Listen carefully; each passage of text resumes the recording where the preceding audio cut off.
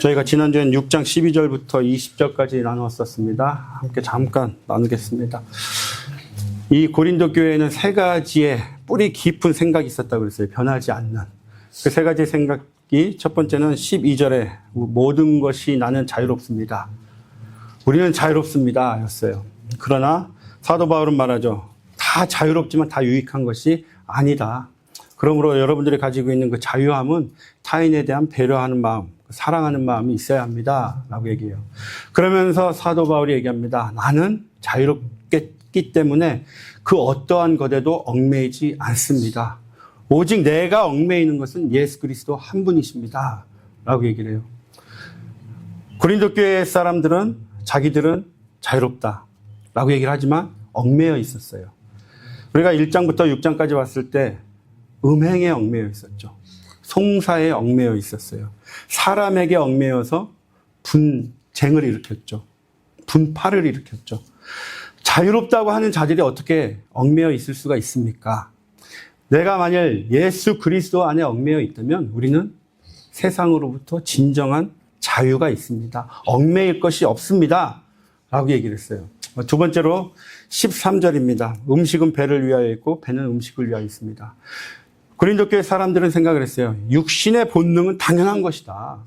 그래서 우리가 먹고 식탐 그리고 나가서 유욕, 정욕, 음행 우리 몸이 원하는 거 아니냐. 당연한 것이다. 이게 왜 죄입니까?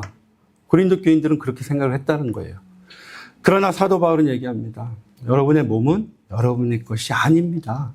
그래서 12절부터 20절까지 가장 많이 쓴 단어가 몸이라고 그랬죠.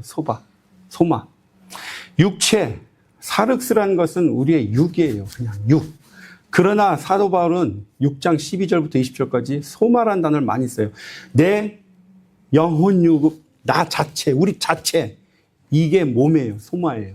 그래서 여러분의 몸은 그냥 우리가 함부로 다룰 수 있는 그런 것이 아닙니다. 왜요? 마지막 날 부활이 있습니다.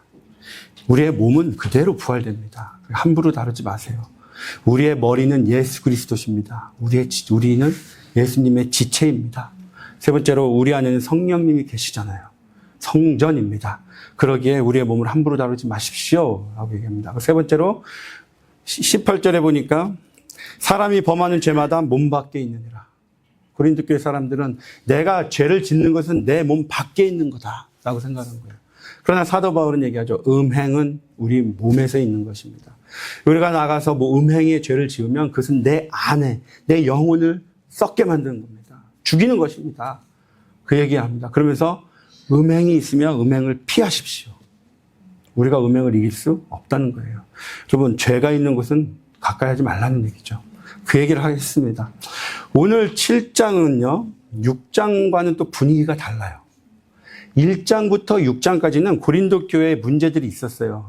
에베소에 있는데 고린도 교회에서 계속해서 소문이 들리는 거예요. 아, 음행의 문제가 있습니다. 분쟁의 문제가 있습니다. 그래서 그것에 대해서 사도 바울이 그 문제를 얘기를 해요. 지적을 합니다. 그래서 여러분, 그 문제들 하지 마세요, 더 이상. 지적을 하고 권면을 하고 가르쳤어요. 그런데 7장부터 16장까지는요. 고린도 교회에서 편지를 보내요. 그리고 나서 고린도 교회가 묻습니다. 이것에 대하여 어떻게 생각합니까? 그것에 대해서 대답을 해줘요. 그래서 7장 1절부터 16장까지는 묻는 것에 대한 대답이에요. 그래서 1절 보세요. 너희가 쓴 문제에 대하여 사도 바울이 편지를 네 번을 썼다고 그랬죠. 고린도 전서 전에 한 번 썼어요. 이 편지를 썼더니 고린도 교회에서 답변이 온 거예요. 이 문제는 어떻습니까? 이 문제는 어떻습니까? 그래서 고린도 전서를 쓰면서 그 문제에 대해서 대답을 해줘요. 그래서 7장 1절 보니까 너희가 쓴 문제에 대하여, 그리고 7장 25절을 보세요. 처녀에 대하여는 이라고 얘기를 하죠. 또 8장 1절도 보니까 우상의 제물에 대하여는 12장 1절도 보면 형제들아 신령한 것에 대하여 가르칩니다. 그들이 물은 것에 대해서 대답을 해주는 거예요. 16장 1절 볼까요? 16장 1절 성도를 위하는 연보에 관하여는 가르치죠. 16장 12절도 그렇습니다. 형제 아볼로에 대하여는 그러니까 지금 고린도 교회에서 사도 바울에게 편지를 써서 묻는 거예요. 그것에 대해서 대답을 해주는 게 7장부터의 이야기입니다. 그래서 너희가 쓴 문제에 대하여 말하면 남자가 여자를 가까이 아니함이 좋으나 7장 1절 2절을요 잘 들으셔야 돼요. 오해가 많습니다. 7장 1절 2절이. 자, 남자가 여자를 가까이 아니함이 좋으나 누구의 얘기일 거예요? 이 얘기가. 이 얘기는요 사도 바울의 얘기가 아니에요. 고린도 교회가 묻는 거예요. 이상한가요? 헬라 시대의 편지의 형식은요 따옴표라고 하죠. 따옴표. 양쪽에 이렇게 묶어놓는 거 따옴표. 인용부호가 없어요. 그러니까 인용부호가 없이 그냥 쭉 씁니다. 그러니까 이게 누가 얘기했는지 몰라요. 너희가 쓴 문제에 대한 말하면 남자가 여자를 가까이 아니함이 좋으나 남자가 여자를 가까이 아니하는 게 좋습니까? 라고 물은 거예요. 그때 사도 바울이 그래 가까이 아니해야 하는 것이 좋아. 그러나 하면서 얘기를 하는 거예요. 그런데 이 문제를 왜 고린도 교회가 이 문제를 물어봤냐? 우리가 지난주에도 나눴었죠. 이 헬라 문화, 헬레니즘의 가장 큰 특징 중에 사상 중에 하나가 이원론적이라고 그랬죠. 이원론적에서 나온 게 영은 깨끗하고 육은 더럽다. 영은 선해. 육은 우리가 더러우니까 악하니까 함부로 해도 돼. 이 사상이 나왔잖아요. 그래서 여기서 나온 게 자유주의, 쾌락주의, 방임주의. 그래서 1장부터 6장까지 보면 자유주의, 쾌락주의였어요. 근데 7장에서 보니까 갑자기 금욕주의 얘기가 나온 거예요. 고린도 교회에 있는 금욕주의에 있는 사람들이 묻는 거예요. 남자가 여자를 가까이 아니하는 게 좋습니까? 그래서 물어보는 거예요. 그래서 그래 가까이 아니하는 것이 좋아. 그러나 2절입니다. 음행을 피하기 위하여 남자마다 자기 아내를 두고 여자마다 자기 남편을 두라. 아내를 두고 남편을 두라는 얘기는 뭐예요? 결혼을 해라라는 얘기예요. 그런데 결혼을 해라. 왜? 음행을 피하기 위하여. 이상하죠. 하나님께서 우리에게 결혼을 해라 하셨는데 음행을 피하기 위해서 결혼해야 돼 라고 하셨나요? 아니에요. 고린도 교회에서 워낙에 음행의 문제가 심했던 거예요. 자기 아버지의 처하고도 결혼하고 이런 문제가 워낙 심하니까 음행을 피하기 위해서 죄를 짓지 않기 위해서는 결혼해. 고린도 교회에다 얘기하는 거예요. 그러나 우리 성경에서 말씀하고 있는 결혼의 의미는 음행을 피하기 위해서 하라는 게 아니었어요. 창세기 볼까요? 성경 있으신 분들은 창세기를 펴보세요. 2장. 2장 18절부터 볼게요. 여호와 하나님이 이르시되 사람이 혼자 사는 것이 좋지 아니하니 내가 그를 위하여 돕는 배표를 지으리라 하시니라. 하나님께서 아담을 봤어요. 근데 혼자예요. 아, 돕는 배필이 필요하겠구나. 그래서 20절에 보니까 돕는 배필을 20절에 돕는 배필이 없으므로라고 얘기를 해요. 근데 19절을 봐요. 돕는 배필이 필요해 아담에게. 그러면서 하나님이 하신 일이 19절의 행동이에요. 여호와 하나님이 흙으로 각종 들짐승과 공중의 각종 새를 지으시고 아담이 무엇이라고 부르나 보시라고 그것들을 그에게로 이끌어 가시니 아담이 각 생물을 부르는 것이 곧 이름이 되었더라. 아, 아담에게 돕는 배필이 필요하네? 그리고 그럼 어떻게 해야 될까? 아, 각종 동물들을 다 데리고 와서 아담 앞에 딱 놓은 거예요. 갑자기 돕는 배필가 왜 이것과 문제가 있을까? 20절에 보니까 아담이 모든 가축과 공중의 새와 들의 모든 짐승에게 이름을 주니라. 아담이 돕는 배필이 없으므로. 돕는 배필의 말씀이 있고 돕는 배필의 말씀이 있고 중간이 이름 지어주는 말씀이에요. 그렇다면 동물들을 다 아담에게 데려와 온 것은 돕는 배필과 연관이 있다는 얘기예요. 자, 각종 짐승들을 데리고 왔어요. 예를 들어 수탉과 암탉을 데리고 왔어요. 근데 얘기는 야 오늘은 수탉만 모이면 돼. 암탉 저리가 있어. 수탉만 와. 이랬을까요? 다 데리고 왔겠죠. 다 데리고 와서 그 앞에 세운 거예요. 그걸 본 거죠. 온갖 짐승들을 봤더니 암수가 다 있던 거예요. 쌍으로 온 거예요. 부부가 온 거예요. 다. 그것을 봤을 때 아담이 어떤 생각이 들었겠어요? 왜 나는 배필이 없을까? 라는 생각을 드는 거죠. 그래서 돕는 배필 사이에 이 일을 하신 거예요. 그리고 나서 아담이 나는 왜 없을까 하실 때 하나님께서 너도 돕는 배필이 필요하지 하면서 21절에 옆구리에서 갈빗대를 취해서 여자를 만듭니다. 그 23절, 24절은 우리가 너무 많이 읽었죠. 아담이 이르되 이는 내 뼈 중에 뼈요 살 중에 살이라. 이것을 남자에게서 취하였은즉 여자라 부르리라 아니라. 이러므로 남자가 부모를 떠나 그의 아내와 합하여 둘이 한 몸을 이룰지니라. 그런데 아까 이 옆구리에서 뽑았다 그랬잖아요. 갈빗대를. 갈빗대, 옆구리, 첼라라는 단어인데 동일한 거예요. 옆구리, 갈비뼈. 그런데 요한복음 우리가 지난주에 나눴었는데 그중 한 군인이 창으로 옆구리를 찌르니 곧 피와 물이 나오더라. 아담에게서, 첫사람 아담의 옆구리에서 취한 게 여자였어요. 그 여자는 곧 교회라고 그랬죠. 요한복음 19장에서 예수님이 십자가에 달려 돌아가세요. 죽으셨어요, 이미. 그리고 그 옆구리를 아담이 잠들었잖아요. 잠들었다는 건 죽었다는 얘기예요.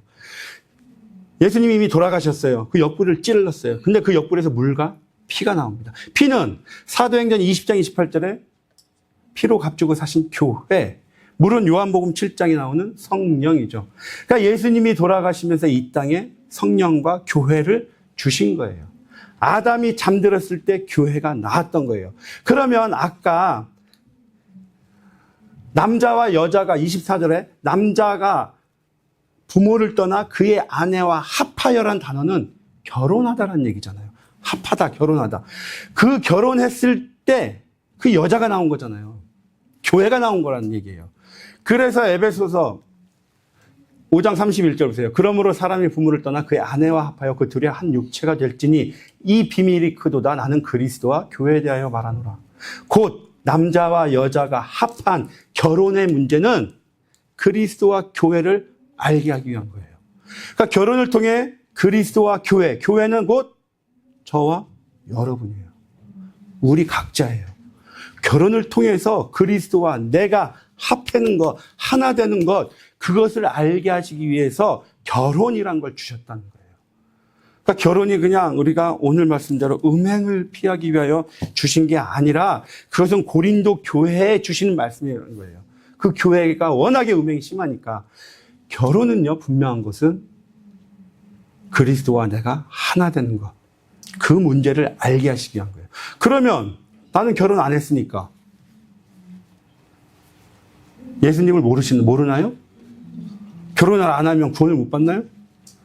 아니죠. 상관없습니다. 오늘 말씀 7장을 보면요. 7장 맨 38절 보면 그러므로 결혼하는 자도 잘하거니와 결혼하지 아니하는 자는 더 잘하는 것이라. 구원과 상관이 없다는 겁니다. 3절 볼게요. 남편은 그 아내에 대한 의무를 다하고 아내도 그 남편에게 그렇게 할지라. 다하다. 풋노트부죠.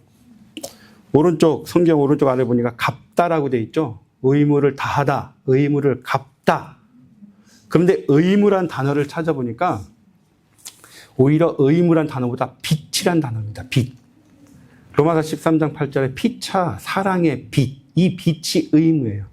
사랑의 빚 외에는 아무에게든지 아무 빚도 지지 말라. 그러니까 남편은요, 지금 얘기하는 게 의무를 다하라. 사랑의 빚을 갚아라. 라는 거예요. 아내에게. 근데 에베소서 볼까요? 5장 18절에 너희는 술 취하지 마라. 오직 성령으로 충만함을 받으라. 그런데 성령의 충만함을 받으라고 얘기를 하시는데 성령의 충만함을 받고 가장 먼저 이 성령의 충만함을 적용해야 될 곳이 어디냐? 5장 22절에 보니까 아내들이여 자기 남편에게 복종하기를 주께 하듯 하라. 가정인 거예요. 하나님께서 우리에게 성령의 충만함을 주세요. 예배 가운데 충만함을 채워주세요. 말씀을 읽고 기도했더니 채워주세요. 그러면 그 충만함을 가지고 가장 먼저 적용해야 될 곳이 가정이라는 거예요. 가정. 세상이 아니라요. 가정이에요. 신앙생활의 시작은 가정에서부터 시작되는 거예요. 일주일이요. 168시간이죠. 168시간인데 교회에서 여러분들 몇 시간이나 보내세요? 어른들은 주일날 1시간, 길으면 2시간, 수요일날 1시간, 금요일날 1시간, 4시간, 5시간 보내시나요? 168시간 중에 4, 5시간을 교회에서 보내요. 우리 자녀들은 1시간이에요. 자녀들은 168시간 중에 1시간 주일날 예배드려요. 금요일날 1시간 더, 2시간, 3시간. 그런데 우리 자녀들이 하나님 앞에 아주 신실한 자가 되길 원해요. 가정에서는 아무것도 안 하고 교회에서 1시간, 2시간 맡겨놓고 모든 책임은 다 교회에 지는 거예요. 가정에서 내가 먼저 잘 돼야죠. 내가 먼저 충만해야 되는 거예요. 그것을 자녀들에게 줘야 되는 거예요. 그런데 가정에서 우리의 삶은 말씀도 안 읽고 기도도 안 하고 묵상도 안 해요. 그래 놓고 자녀 168시간 시간 중에 1시간 맡겨놓고 교회에다가 나부터 잘하시길 바랍니다. 나부터 말씀 읽으시고요. 나부터 기도하시고 일주일에 3시간, 4시간이 아니에요. 11조 드려야 돼요. 시간에 11조를 주님께 드려야 돼요. 나는 물질에 11조 드리는데 뭐 시간에 11조도 드리시기 바랍니다. 시간에 11조 해봐야 2시간 40분이에요. 여러분 말씀 읽고 기도하면 돼. 2시간 40분 금방 가요. 그리고 하루 종일 일하면서 기도 안 하세요? 기도하시잖아요. 일하시면서도 기도할 수 있잖아요. 그 시간도 해보세요. 2시간 40분 금방이죠. 주님과 계속 교통하시기 바랍니다. 그런데 24절 볼까요? 가정에 성령의 충만함을 적용을 해요. 그러므로 교회가 그리스도에게 하듯 아내들도 범사에 자기 남편에게 복종할지니라. 남편들아 아내 사랑하기를 그리스도께서 교회를 사랑하시고 그 교회를 위하여 자신을 주신 것처럼. 항상 이 말씀 갖고 부부들이 티격태격하죠. 오늘 정답을 드리겠습니다. 정답을 드릴게요. 남편들한테 그러죠. 날 사랑해봐. 내가 순종할게. 남편들은 순종부터 해. 어느 게 먼저일까요? 아직도 헷갈리신가요? 답은 나왔는데. 순종이 먼저세요? 자, 남편과 아내, 그리스도와 교회라고 그랬잖아요. 누가 먼저 사랑을 했을까요? 누가 먼저? 예수님께서 교회를 위해서 대신해서 십자가에 달려 돌아가셨죠. 예수님께서 먼저 돌아가신 거예요. 교회를 위해서. 남자가요, 먼저 사랑을 해야 돼요. 남자가 아내를, 교회를 죽기까지 사랑할 때 그 교회가 순종하는 거예요. 교회가 먼저 주님께 사랑했나요? 절대 그럴 수 없어요. 요한일서 4장에도 분명히 말씀하시잖아요. 예수님이 먼저 우리를 사랑했기에 우리가 사랑한다고. 그런데 거꾸로 뒤집어서 보세요. 우리 아내들은 남편이 순종 안 한대요. 제발 내 말 좀 듣고 순종해. 그러면 아내들도요, 남편이 순종하길 원하시면 뭐 해야 돼요? 사랑하셔야 돼요. 아내도 남편을 내 몸처럼 내가 십자가에 죽은 것, 그 정도로 사랑을 해보세요. 그럼 남편들 순종합니다. 사랑이 먼저라는 거예요. 순종이 앞서서 사랑이 먼저입니다. 정답이 되셨죠? 먼저 사랑하시기 바랍니다. 순종보다 사랑이 먼저인 거예요. 4절 볼게요. 아내는 자기 몸을 주장하지 못하고 오직 그 남편이 하며 남편도 그와 같이 자기 몸을 주장하지 못하고 오직 그 아내가 하나니 서로 분방하지 말라. 다만 기도할 틈을 얻기 위하여 합의상 서로 얼무덩하는 하되 다시 합하라. 이는 너희가 절지 못함으로 말미암아 사탄이 너희를 시험하지 못하게 하려 함이라. 그래서 서로 각방을 쓰지 말라는 얘기잖아요. 각방을 쓰지 마라. 지금 여러분들이 막 뜨끔뜨끔 하세요 지금. 그런데 그 왜 하지 말라고 하냐면 사탄이 너희를 시험할까 하노라. 사탄의 시험에 넘어갈까 봐 그런 거다라는 거예요. 6절 보니까 그건 명령이 아니라고 그러잖아요. 근데 9절 볼까요? 만일 절제할 수 없거든 결혼해라. 정욕이 불같이 타는 것보다 결혼한 것이 나으니라. 5절과 9절의 말씀은 너희가 죄를 짓는 것보다는 결혼하는 것이 낫다. 죄를 짓는 것보다 그럴 바에 합방해라. 그 얘기예요. 그러니까 죄에 대한 경각심을 가지고 살아라. 우리가 6장 18절에서 말한 것처럼 음행을 피해라. 음행을 보면 도망가. 죄를 보면 도망가. 너희가 이길 수 없어. 그 얘기랑 똑같은 거예요. 죄에 대한 경각심이 우리 가운데 있어야 된다는 거예요. 여러분 생각을 해보세요. 병이 있어요. 병에 걸렸어요. 병에 걸려서 열심히 치료했어요. 약 먹고 치료했어요. 운동하고. 그게 나은 거예요? 아니면 병에 걸리기 전에 예방을 하는 게 나은 거예요? 병에 걸리고 나서 아무리 치료 잘하고 나와도요, 예전 같지 않아요, 몸이. 아파요. 이미 몸이 상해 있어요. 그럴 바에는 미리 예방을 하라는 거예요. 죄가 있으면 아예 근처도 가지 말라는 거예요. 죄를 보면 도망가라는 거예요. 내가 대적해서 죄를 이겨보겠다고요?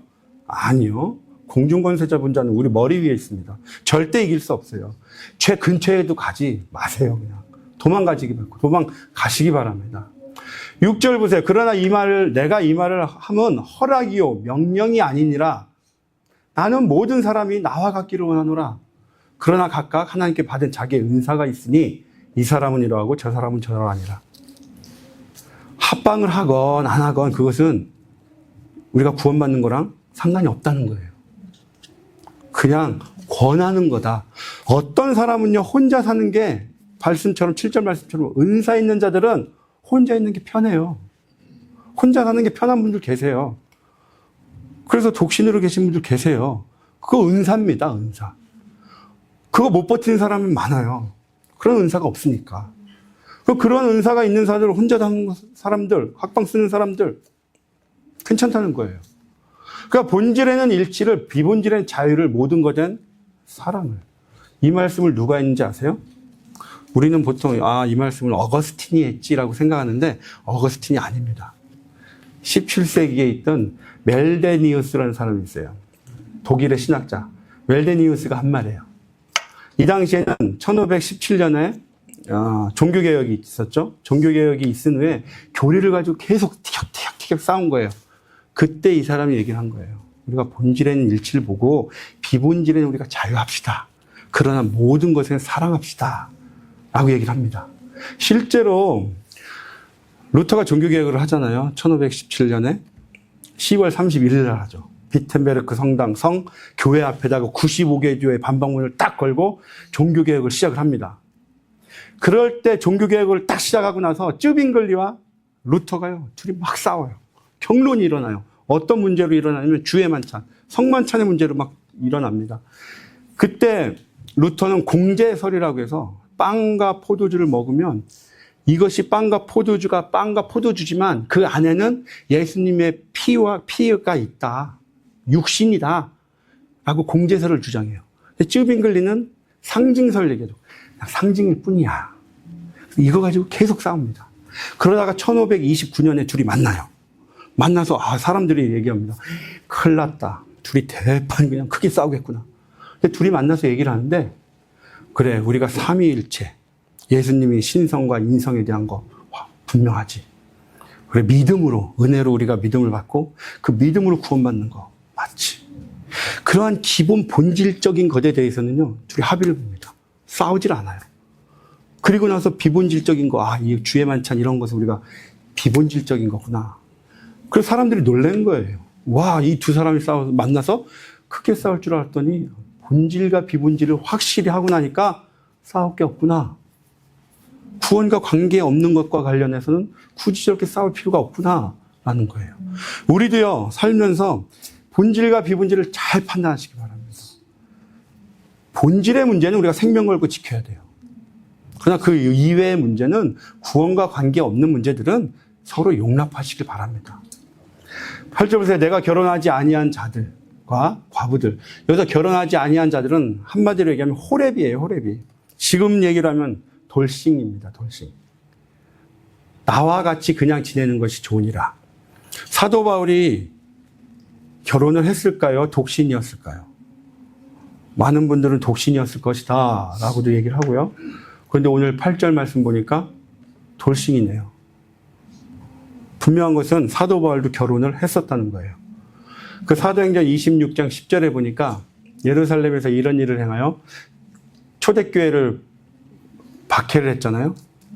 대제사장들에게 권한을 받아가지고 많은 성도를 옥에 가두며 또 죽일 때 내가 찬성 투표를 했다. 사내들인 공회원이었단 얘기예요. 그때 내가 찬성 투표를 했습니다. 사내들인 공회원이 되기 위해서는 반드시 결혼을 해야 돼요. 결혼한 자들만 사내들인 공회원 71명 안에 들 수가 있었어요. 그런데 사도 바울은 사내들인 공회원이었던 거예요. 그 얘기는 결혼을 했다. 그런데 왜 헤어졌냐? 두 가지 학설이 있어요. 하나는 사별, 두 번째는 다메섹 도상에서 예수님을 만나고 나서 유대교에 있던 자들이기 때문에 이혼을 했다. 버림을 받았다. 라는 학설이 있습니다. 어쨌든 사도 바울은 결혼을 했던 자예요. 결혼한 10절 볼게요. 결혼한 자들에게 내게 명하니 명하는 자는 내가 아니요. 아까는 결혼하지 아니한 자들이었죠. 이제 10절부터는 결혼한 자들에게 말씀합니다.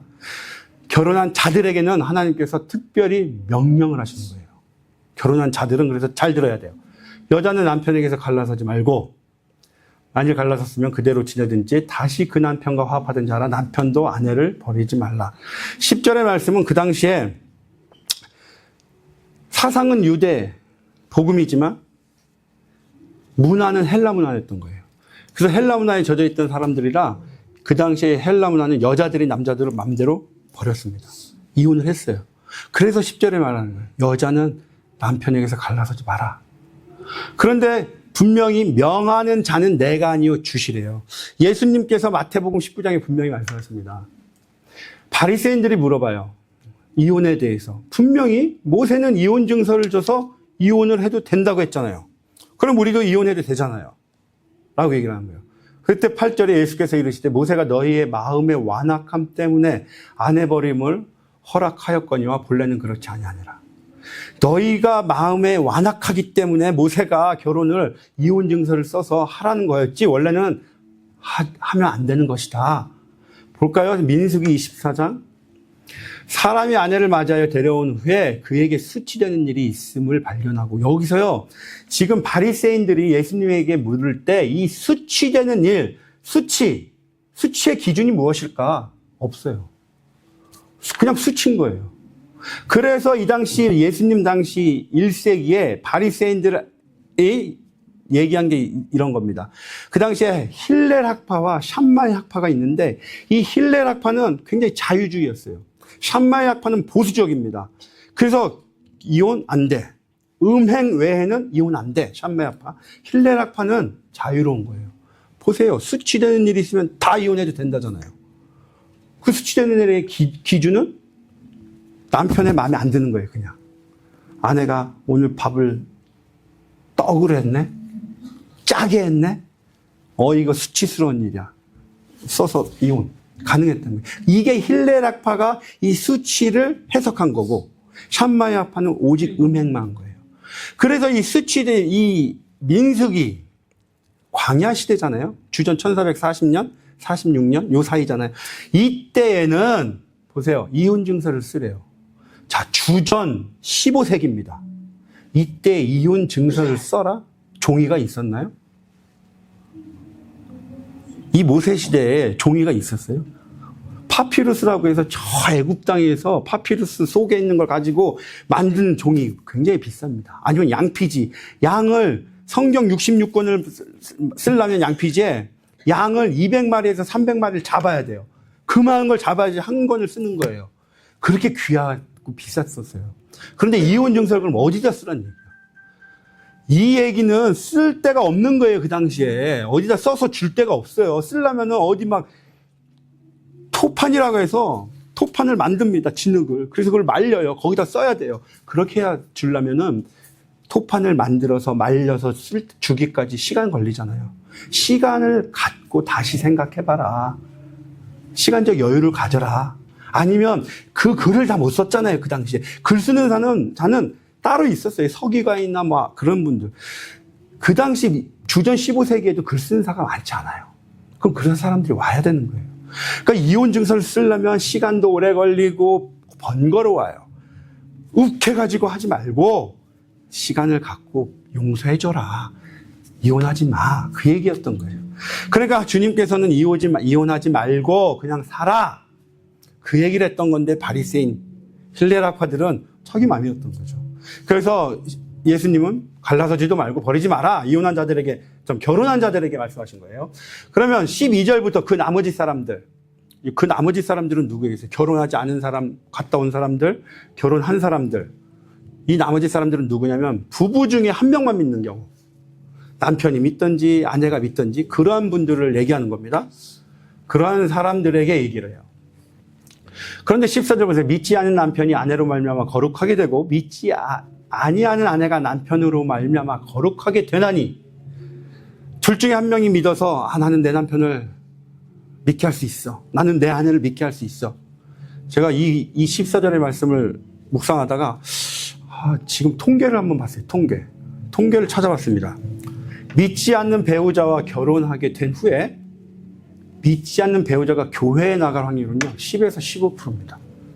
그러니까 10명 중에 1명, 100명 중에 10명, 13명 정도, 15명 많으면.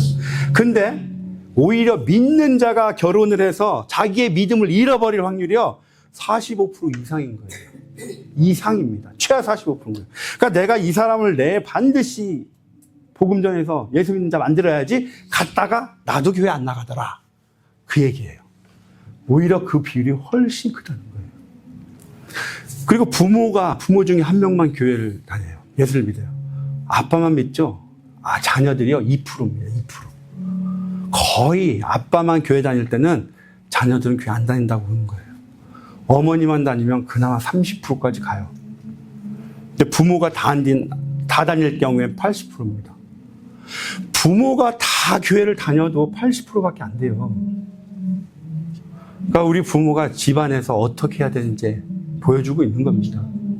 그러니까 내가 저 남자를 구원시켜야지, 저 아내를 구원시켜야지, 오히려 세상에 물든다는 얘기예요. 어렵다는 겁니다, 여러분. 15절 볼까요? 혹 믿지 아니하는 자가 갈리거든 갈리게 하라. 믿지 않는 2명 중에 믿지 않는 사람이 와서 나 당신하고 못 살아. 이혼할 거야. 라고 하면 이혼해라. 그 얘기예요. 근데 여기서 믿지 아니하는 자가 갈리게 하거든 어떤 문제로? 신앙의 문제로. 당신 교회 나가는 거 나 보기 싫어. 갈라서. 이럴 때는 오케이 갈라서라는 얘기. 좀 샤킹인가요? 갑자기 뭐 이러시고 계시네요.